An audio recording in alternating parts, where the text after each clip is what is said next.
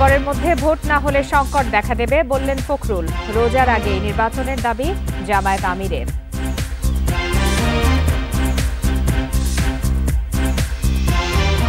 December থেকে জুনের মধ্যে নির্বাচন বললেন আইন উপদেষ্টা। জুলাইয়ের মধ্যে নির্বাচনের রোডম্যাপ ঘোষণা করবে ইসি।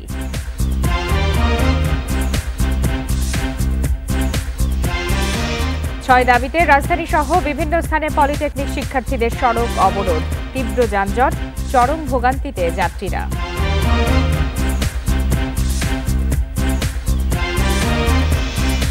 রাজধানী সহ বিভিন্ন জেলায় বৃষ্টির পর জলাবদ্ধতা, যানজটে ভোগান্তিতে মানুষ। বজ্রপাতে ৩ জেলায় ৬ জনের মৃত্যু।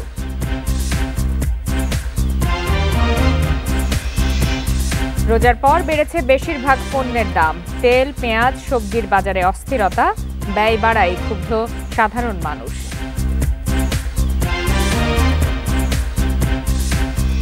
বান্ডেল থাকলে প্রতি সেনমানিতে টাকা বাঁচবে। বিকাশ সেনমানি বান্ডেল কিনে জিতুন প্রতি লেনদেনে।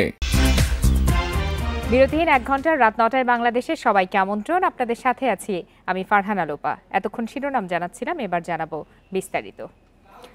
ডিসেম্বরের মধ্যে জাতীয় নির্বাচনের আশ্বাস না পেয়ে সন্তুষ্ট নয় বিএনপি। দুপুরে প্রধান উপদেষ্টা ডক্টর মোহাম্মদ ইউনূসের সঙ্গে বৈঠক শেষে কথা জানান দলটির মহাসচিব মির্জা ফখরুল ইসলাম আলমগীর। এদিকে ডিসেম্বর থেকে জুনের মধ্যে নির্বাচন করতে আগের অবস্থানে অনড় সরকার। এ নিয়ে বিএনপির সঙ্গে দূরত্ব তৈরি হয়নি বলে জানান আইন উপদেষ্টা আসিফ নজরুল। প্রধান উপদেষ্টার সঙ্গে বৈঠক করতে দুপুর 12টায় রাষ্ট্রীয় অতিথি ভবন যমুনায় আসেন বিএনপির স্থায়ী কমিটির 7 নেতা। প্রধান উপদেষ্টার সঙ্গে তাদের বৈঠক হয় প্রায় 2 ঘন্টা।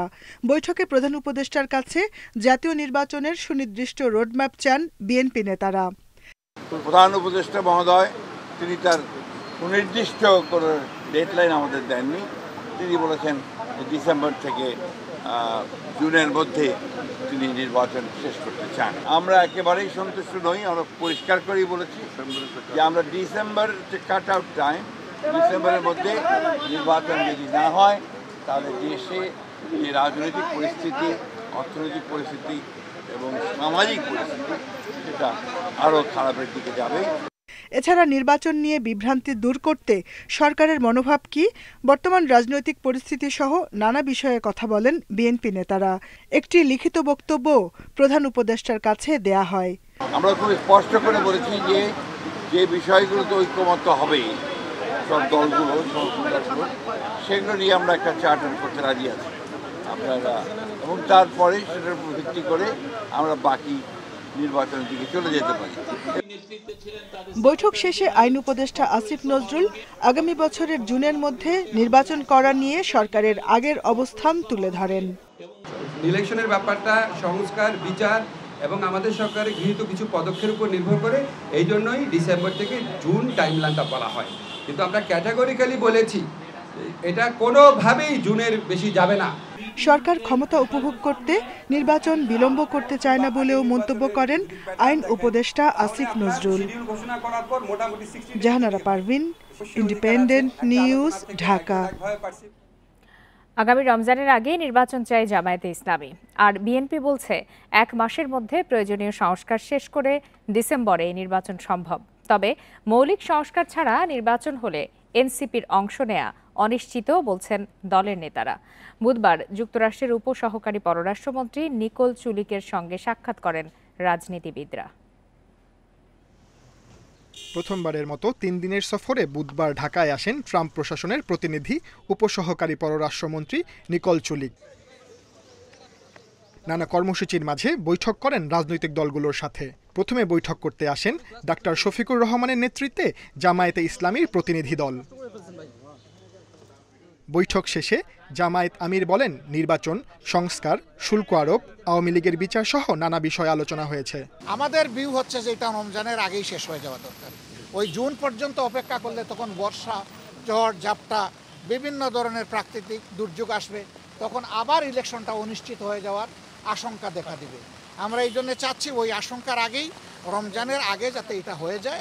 এরপর বৈঠক করেন জাতীয় নাগরিক পার্টির প্রতিনিধি দল। বৈঠক শেষে দলটির পক্ষ থেকে বলা হয়, যুক্তরাষ্ট্রের প্রতিনিধির সাথে বিভিন্ন প্রেক্ষাপট নিয়ে আলোচনা হয়েছে। জানানো হয়েছে সংস্কার ছাড়া নির্বাচন সম্ভব নয়, আর মাঠ প্রশাসনও নিরপেক্ষ নয়। মৌলিক সংস্কার, রাষ্ট্রের গুণগত পরিবর্তনের জন্য আমরা কাজ করছি এবং কোনো ধরনের পরিবর্তন ছাড়া নির্বাচনের দিকে গেলে সেই নির্বাচনটি গ্রহণযোগ্য হবে না।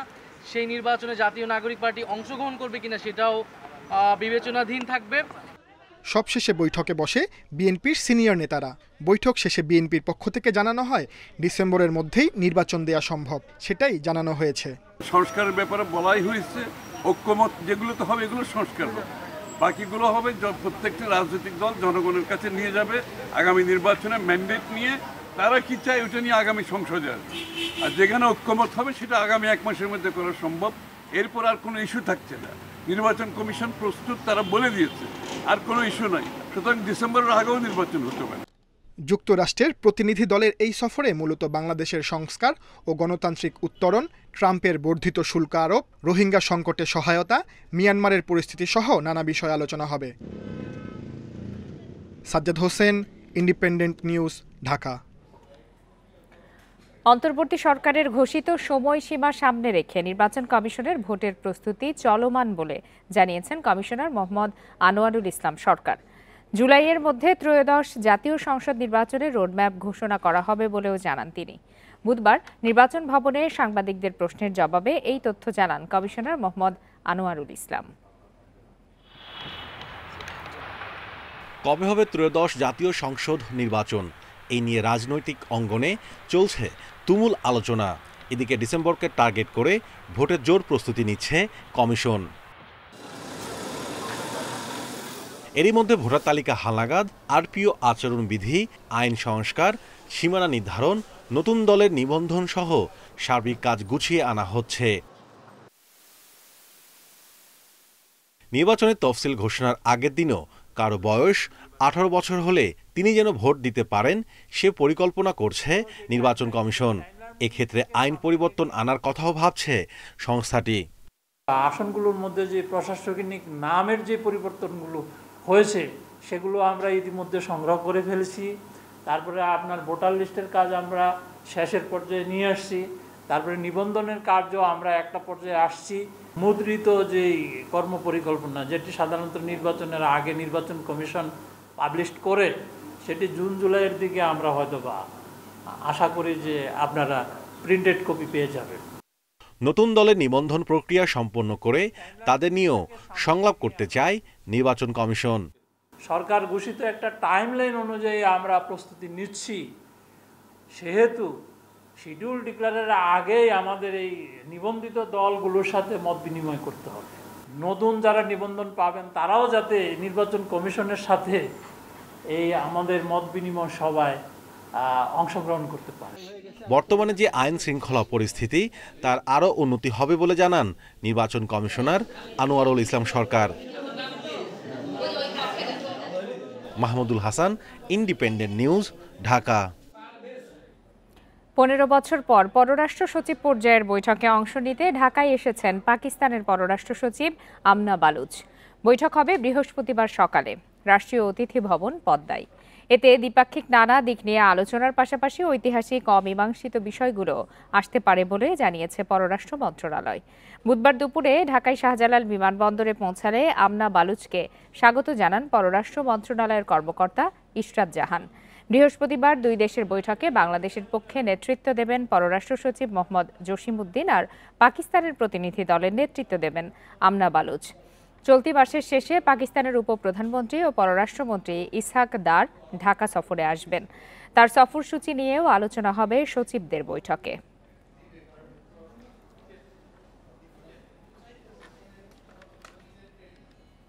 কাল সকাল থেকে সারা দেশে রেলপথ অবরোধের ঘোষণা দিয়েছে পলিটেকনিক শিক্ষার্থীরা। বুধবার সন্ধ্যায় রাজধানীর 7 রাস্তা মোড়ে সড়ক অবরোধ প্রত্যাহার করে তারা। 6 দফা দাবিতে সকাল 10:30 থেকে শুরু করে প্রায় 8 ঘন্টার অবরোধে আশপাশের এলাকায় তৈরি হয় তীব্র যানজট। এর প্রভাব পড়ে অনেক এলাকায়। তেজগাঁয়ের 7 রাস্তা মোড়ে অবস্থান নেয় পলিটেকনিক্যাল ইনস্টিটিউটের শিক্ষার্থীরা। দাবি আদায়ে বিভিন্ন স্লোগান দিতে থাকে। ল্যাব সহকারীকে জুনিয়র ইনস্ট্রাক্টরের পদোন্নতি বাতিল, ডিপ্লোমা ইঞ্জিনিয়ারদের 10ম গ্রেডে নিয়োগ ও কারিগরি সেক্টরে টেকনিক্যাল জনবল নিয়োগের দাবিসহ 6 দফা দাবি শিক্ষার্থীদের। আজকে যে সকল সন্ত্রাসীরা ছাত্রলীগের ন্যায় আমাদের উপর হামলা করেছে ক্যাম্পাসে, তাদের স্থায়ী বহিষ্কার না করা হলে একটা শিক্ষার্থী এখান থেকে যাবে না। যে ছাত্র জনতা সবাইকে তারা আঘাত করছে, এর জন্য আমি এটা সুষ্ঠু বিচার চাই এবং প্রশাসন যদি এর বিচার না করতে পারে তার ছাত্র এর থেকে বড় কর্মসূচি দিবে। কারিগরি একটি বিভাগের অন্তর্ভুক্ত না করে কারিগরি উচ্চ শিক্ষা মন্ত্রণালয় প্রতিষ্ঠা করা হোক, যেখানে কারিগরি শিক্ষায় শিক্ষিত জনবলরা থাকবে, কারিগরি শিক্ষার গুরুত্ব বুঝবে। দীর্ঘ সময় আন্দোলন চলায় তীব্র যানজট দেখা দেয় তেজগাঁ সহ আশেপাশের এলাকায়। এ সময় ক্ষোভ ঝাড়েন এই পথের যাত্রীরা। পথচারীদের সঙ্গে বাকবিতণ্ডায় জড়ায় শিক্ষার্থীরা। বাধ্য হয়ে দূরের পথেও হাঁটতে হয়েছে মানুষকে। তারা বলেন, দাবি যৌক্তিক হলেও সড়কে আন্দোলন না করে খোলা মাঠে করা উচিত। কোনো জিনিসটা বলতে চাইতে দেন না, আমরা যাবো কেমন, বড় গাড়ি এবার 2 ঘন্টা 2.5 ঘন্টা হয়ে গেছে, এখানে বসে আছি আমরা, যাওয়ার কোনো প্রসেস নাই। বৃষ্টির ভিতরে রাস্তা হাইটে গাড়ি নামে হাইটে বাসায় যাচ্ছি, বাসা সেই নারায়ণগঞ্জ, তো ভোগান্তি তো অবশ্যই, কষ্ট তো অবশ্যই হচ্ছে। কিছু হলে রাস্তা বন্ধ, ভাই আমরা তো সাধারণ মানুষ, আমাদের কোনো কিছু আসলে কেউ দেখে না, সবাই স্বার্থ নিয়ে আসবে। এর আগে একাধিকবার আন্দোলন করলেও সমাধান না আসায় আবারও এমন কর্মসূচি। দাবি আদায় না হওয়া পর্যন্ত রাজপথে থাকার হুঁশিয়ারি দেয় শিক্ষার্থীরা। বন ইবনে কামাল, ইন্ডিপেন্ডেন্ট নিউজ, ঢাকা। কয়েকদিনের গরমের পর রাজধানী সহ বিভিন্ন স্থানে বৃষ্টি হয়েছে, সাথে বজ্রপাত আর দমকা বাতাসও ছিল। তবে কয়েক ঘন্টার বৃষ্টিতে অনেক জায়গায় দুর্ভোগ সৃষ্টি হয়। বৃষ্টিতে রাজধানীর বিভিন্ন এলাকার রাস্তায় পানি জমে যায়, এতে ভোগান্তিতে পড়েন অফিস ফেরত মানুষ। আবহাওয়া অধিদপ্তর জানিয়েছে, বুধবার ঢাকায় বৃষ্টি হয়েছে 31 মিলিমিটার। দক্ষিণ বঙ্গোপসাগরে একটি স্বাভাবিক লঘুচাপের প্রভাবে এই বৃষ্টিপাত। শুক্রবার সন্ধ্যা পর্যন্ত দেশের সব বিভাগে দমকা হাওয়া সহ বৃষ্টি কিংবা বজ্রসহ বৃষ্টির পূর্বাভাস রয়েছে। এরপর আবারও বাড়তে পারে তাপমাত্রা।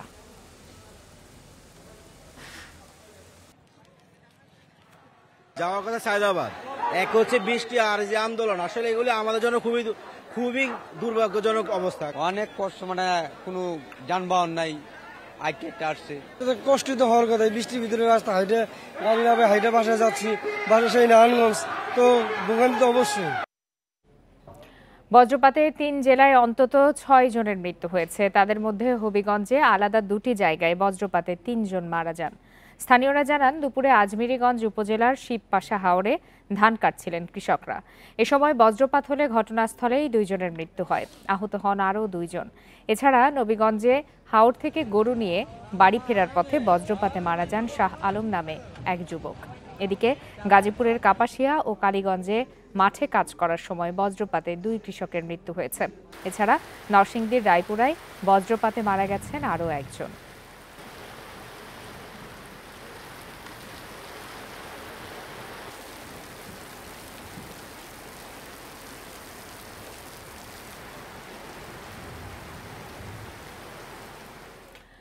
দুর্নীতি মামলার আসামি টিউলিপ সিদ্দিককে দেশে ফেরাতে আদালতের নির্দেশনা মেনে আন্তর্জাতিক সংস্থাগুলোর সহযোগিতা চাইবে দুদক।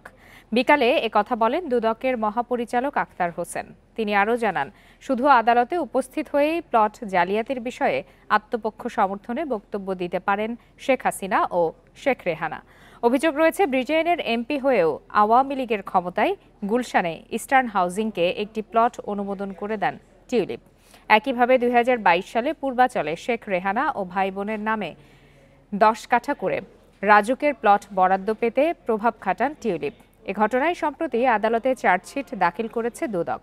এর প্রেক্ষিতে টিউলিপের বিরুদ্ধে গ্রেপ্তারি পরোয়ানা জারি করে আদালত। আগামী 27 এপ্রিল আদালতে হাজির হওয়ার দিন নির্ধারিত রয়েছে। তিনি যদি নির্ধারিত তারিখে বিজ্ঞ আদালতে যদি হাজির না হন, তাহলে কিন্তু ফৌজদারি কার্যবিধি আইন এবং ক্রিমিনাল ল অ্যামেন্ডমেন্ট অ্যাক্ট 1958 সুনির্দিষ্টভাবে বলা আছে কি করণীয়। বিজ্ঞ আদালত যেভাবে আমাদেরকে নির্দেশনা দিবেন, সেভাবেই প্রয়োজনীয় আইনানুগ ব্যবস্থা নেওয়া হবে। মানবেন্দ্র ঘোষের বাড়িতে আগুন দেওয়ার ঘটনায় 3 সদস্যের কমিটি গঠন করা হয়েছে। এদের 3 দিনের মধ্যে প্রতিবেদন দিতে হবে। এরই মধ্যে 3 আসামিকেও গ্রেপ্তার করেছে পুলিশ। মঙ্গলবার রাতে মানবেন্দ্র ঘোষের মানিকগঞ্জের বাড়িতে আগুন দেয় দুর্বৃত্তরা।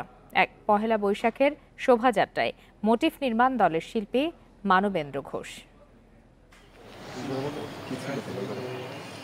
মঙ্গলবার রাতে মানিকগঞ্জের চিত্রশিল্পী মানবেন্দ্র ঘোষের বাড়িতে আগুন দেয় দুর্বৃত্তরা।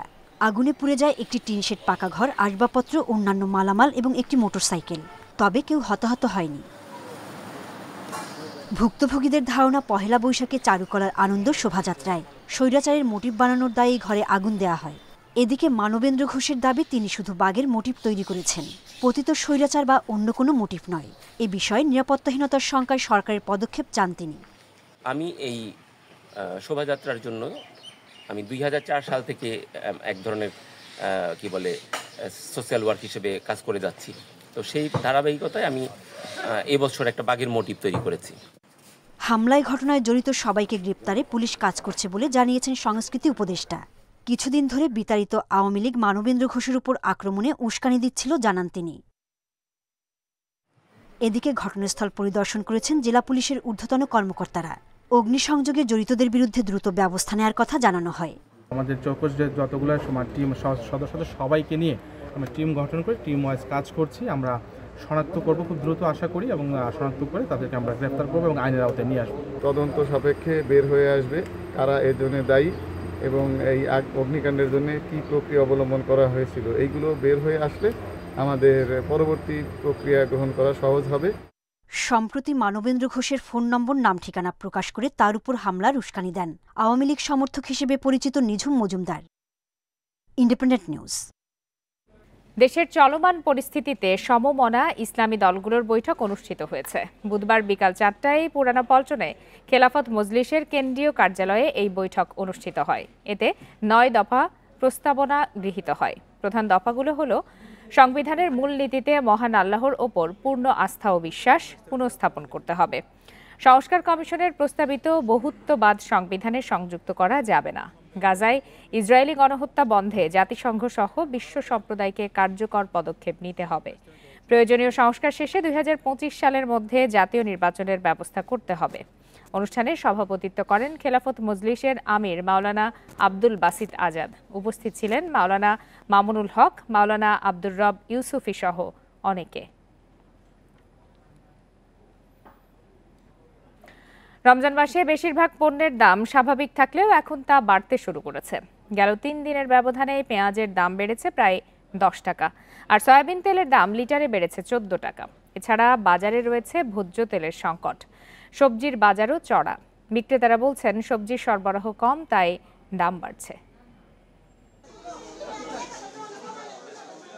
সাধারণত রমজান মাস আসলে পণ্যের দাম বাড়ে, তবে গেল রোজায় প্রায় সব পণ্যের দাম ছিল নাগালের মধ্যে, কিন্তু এখন সেসব পণ্যের দাম বাড়তে শুরু করেছে। রাজধানীর বাজারগুলোতে ঘুরে দেখা গেছে প্রতি কেজি পটল বিক্রি হচ্ছে 80 টাকায়, করলা 80 থেকে 100 এবং বেগুন মানভেদে 80 থেকে 120 টাকা প্রতি কেজি বিক্রি হচ্ছে। তবে সবজির মধ্যে কাঁকরোলের দাম সবচেয়ে বেশি, প্রতি কেজি 140 টাকা। রোজার সময় এসব সবজির দাম 10 থেকে 20 টাকা কম ছিল। রমজানে পেঁয়াজের দাম প্রতি কেজি ছিল 30 থেকে 40 টাকা। কয়েকদিনেই সেই পেঁয়াজের দাম প্রতি কেজিতে 10 টাকা বেড়ে বিক্রি হচ্ছে 50 থেকে 55 টাকায়। মঙ্গলবার সয়াবিন তেলের দামও প্রতি লিটারে বাড়ানো হয়েছে 14 টাকা। এছাড়া দোকানিরা অর্ডার দিয়েও কোম্পানিগুলোর কাছ থেকে পাচ্ছে না পর্যাপ্ত তেল। রমজানের পরে এখন সবজির দাম কিছুটা আইটেম এখন বর্তমানে বাড়ছে, যেমন কি আমরা কাঁকরোল নতুন আইটেম, বা করলা, ভেন্ডি, পটল, এগুলো নতুন আইটেম, কিন্তু এখনো পুরোপুরি আমদানি হয় নাই। মার্কেটে আরো আমদানি বেশি হবে, দাম একটু কমে যাবে। অসাধু ব্যবসায়ীদের, আমাদের মতো ছোটখাটো ব্যবসায়িকরা তো আমরা তেল পাচ্ছি না। এই যে পরশুদিন অর্ডার নিছে, এখনো তেল পাই না, গেছে গেলকে অর্ডার নিছে, এখনো পাই না, দোকান খালি। পণ্যের দাম বাড়তে শুরু করায় জীবনযাত্রার ব্যয় বেড়ে গেছে বলে ক্ষোভ প্রকাশ করছেন ক্রেতারা। হুট করে সরকার দাম বাড়াইছে, বিগত দিনে তো আরো দাম বেশি ছিল, কমছে তারপরে বাড়ছে। আবার সবজির দাম বাড়তির দিকে। তো আমি মনে করি যে বাংলাদেশ সরকার বর্তমানে আরেকটু এদিকে নজর দেওয়া দরকার। আমার মনে হয় যেন সে আগের মতোই সিন্ডিকেটের দিকে যাচ্ছে। ভোগান্তি কমাতে হলে বাজারে মনিটরিং বাড়ানোর তাগিদ ভোক্তাদের। এছাড়া পণ্য পরিবহন খরচ কমাতে সঠিক সিদ্ধান্ত নেয়ার কথাও জানান তারা। Amirul Islam, independent news, Dhaka. শুল্ক নিয়ে সংকট নিরসনে আগামী সপ্তাহে অর্থ উপদেষ্টার নেতৃত্বে একটি প্রতিনিধি দল যুক্তরাষ্ট্রে যাচ্ছে বলে জানিয়েছেন বাণিজ্য উপদেষ্টা। এদিকে ভারতের ট্রান্সশিপমেন্ট বাতিলে বাংলাদেশের ২,০০০ কোটি টাকার খরচ বৃদ্ধির আশঙ্কা থাকলেও বিমানের কার্গো পরিবহন ব্যবস্থার মাধ্যমে সমস্যা সমাধানের চেষ্টা চলছে বলে জানান তিনি। সচিবালয়ে এক মত বিনিময় সভায় তিনি একথা জানান। ৩ মাসের জন্য স্থগিত হয়েছে যুক্তরাষ্ট্রের অতিরিক্ত ৩৭% শুল্ক আরোপ। তবে ভারতের ট্রান্সশিপমেন্ট বাতিলের প্রভাব পড়েছে পোশাক ও চামড়া খাতে। ঈদের পর ভোজ্য তেল, চাল সহ অনেক নিত্যপণ্যের দাম বেড়েছে। এ নিয়ে সচিবালয়ে বাণিজ্য উপদেষ্টা শেখ বশিরউদ্দিন সাংবাদিকদের সঙ্গে মতবিনিময় করেন। উপদেষ্টা বলেন, অর্থনীতিতে সরকার ইনসাফ প্রতিষ্ঠার চেষ্টা করছে। ঋণ করে পরিচালনা পদ্ধতি থেকে বের হয়ে নিজের পায়ে দাঁড়ানোর চেষ্টা করছে সরকার। ৫ আগস্টের পর অন্তত ৫০,০০০ কোটি টাকার বৈদেশিক দায় পরিশোধ করেছে সরকার। ৫০,০০০ কোটি টাকার উপরে রাষ্ট্রীয় দায় অলরেডি আমাদের বৈদেশিক দায় আমরা পরিশোধ করেছি এবং আপনারা দেখেছেন যে আমাদের ক্রমান্বয়ে মূল্যস্ফীতি নামছে। উপদেষ্টা জানান, শুল্ক আরোপ ৩ মাসের জন্য স্থগিত হওয়ার সুযোগ কাজে লাগানোর চেষ্টা করছে সরকার। চাদরের মতো সারা বিশ্বেই আরোপ করা হয়েছে, অতএব আমরা এটা নিয়ে মোটেও চিন্তিত না। স্পেশালি গার্মেন্টস ইন্ডাস্ট্রি ওনারা কনফিডেন্ট যে এটা ওনাদেরকে কোনো ধরনেরই কোনো ইম্প্যাক্ট করবে না। বাণিজ্য উপদেষ্টা জানান, ভারতের ট্রান্সশিপমেন্ট সুবিধা বাতিলের পর সরকার এখন দেশটির চেয়ে কম খরচে বিমানে কার্গো পরিবহন ব্যবস্থার মাধ্যমে সংকট সমাধানের চেষ্টা করছে।